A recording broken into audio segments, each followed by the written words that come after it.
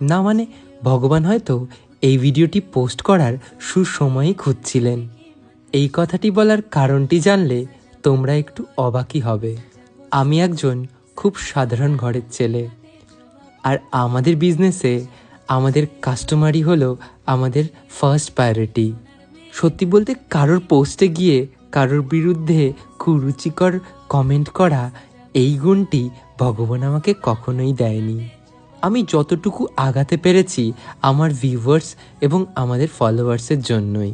তারা আমাদেরকে ভরসা করে বলেই প্রত্যেকটি ছবি পাঠিয়ে আমাদের কাছে ডিমান্ড করে যে এই ধরনের কাস্টমাইজ করে দিতে। আমাদের কাছে কাজ করার পরে ক্লায়েন্টদের হ্যাপিনেসটাই সবথেকে বড় গুরুত্বপূর্ণ বিষয়। আর এই সোশ্যাল মিডিয়ার যুগে কোনো ড্রেস পরে কেউ ছবি দিলে সেটি ভাইরাল হলে অবশ্যই সেটি বানানোর জন্য অনেক ডিমান্ড আসে, আর সেই ডিমান্ডটি যদি আপনারা পুরো না করতে পারেন তাহলে সেটা আপনাদের ফল্ট। শেষে একটাই কথা বলবো, নিজের কাজে মন দিন। অন্যকে নিয়ে বিতর্কিত পোস্ট করে প্রোফাইলের রিচ বাড়ানো যায় না।